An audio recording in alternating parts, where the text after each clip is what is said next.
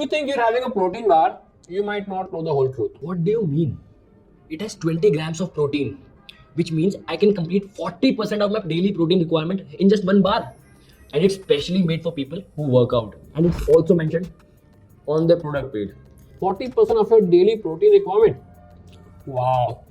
So the number they're actually playing with is 50 grams of protein per day. That's actually protein requirement of a sedentary person so as to not fall sick. That cannot be a fitness goal. Come on. For a person who works out, the actual protein requirement is somewhere between 1.5 to 2 grams per kilogram of the body weight. That means for a guy like you, 70 kilograms, that's almost 100 to 140 grams of protein per day. And 20 grams is not 40% of that. No, it's not that point. This protein bar is made of real food with real ingredients. See, I totally respect them for using real ingredients. But in India, we are right now protein deficient.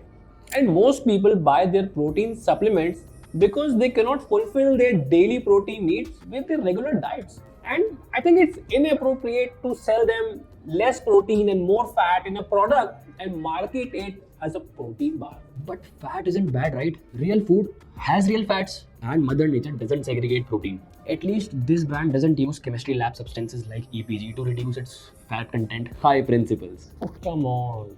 Stop trying to earn brownie points out of thin air.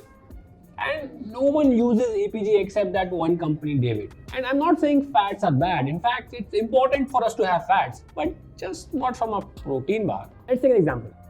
What will the doctor do if you're diagnosed with a vitamin E deficiency? Describe me a vitamin supplement. Exactly. But what if the doctor takes all the vitamins, makes a laddu out of it, and gives it to you? But I just needed a vitamin E. See, you proved my point. You had me there. But you still can't deny the fact this is perfectly macro balanced. It does sound macro balanced, but for a layman. You see, macros don't work on grams, but on calories. 1 gram of protein is 4 calories, 1 gram of fat is 9 calories. So for this bar, which is 336 calories, 170 of those is coming from fats. More than 50%. That doesn't sound macro balanced to me. That doesn't even sound like a protein bar to me. So, what are you saying? Protein bars and supplements are of no use? Of course not. See, we are a protein brand ourselves.